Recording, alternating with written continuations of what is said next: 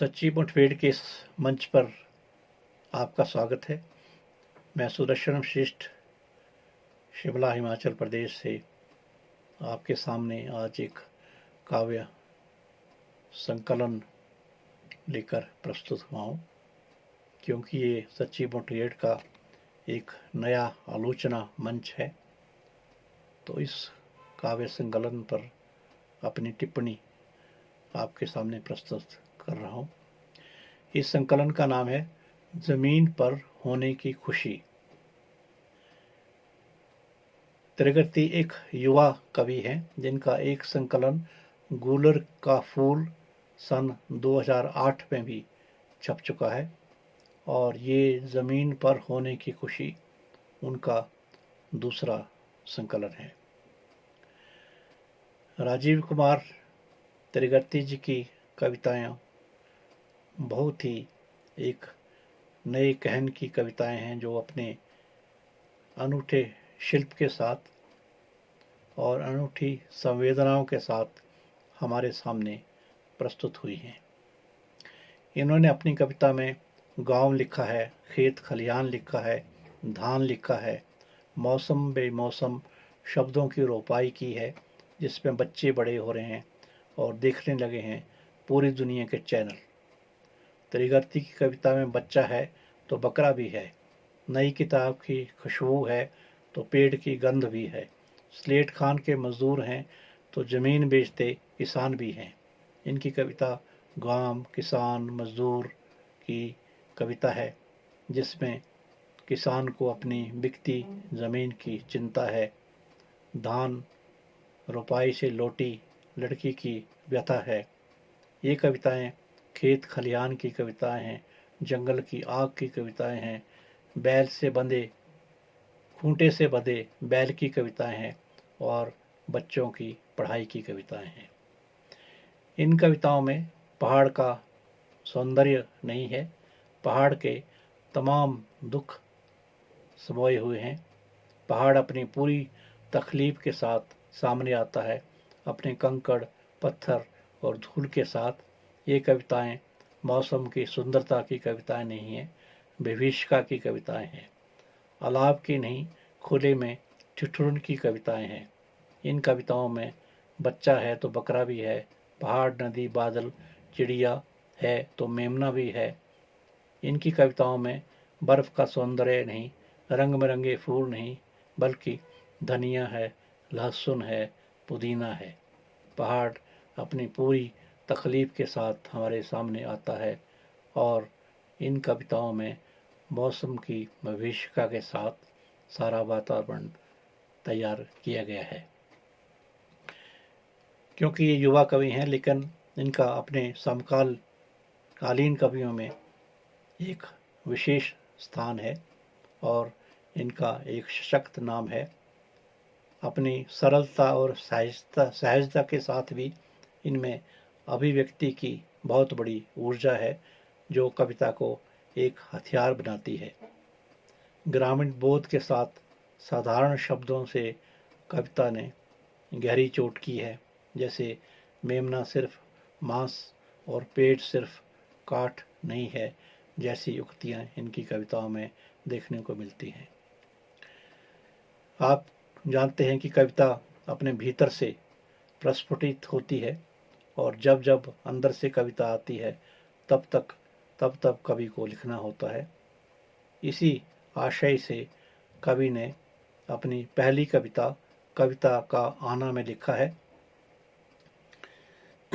कविता आती है जैसे कि मौसमी फूल, कविता आती है जैसे कि मौसमी फूल, बिना बताए चले जाते हैं, फूलों पर अनायास चले आते हैं, गुनगुनाते भंवरे रंग बिरंगी तितलियाँ, और कविता उसी तरह चली आती है।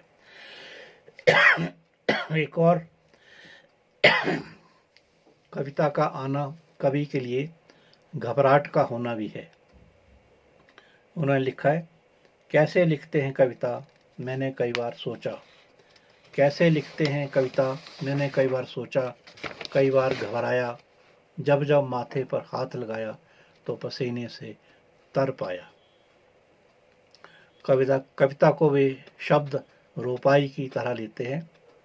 शब्दों को रोपता ही रहेगा आशावान किसान, मौसम बेमौसम जो मिटा सकें मानव की अद्भुत भूख।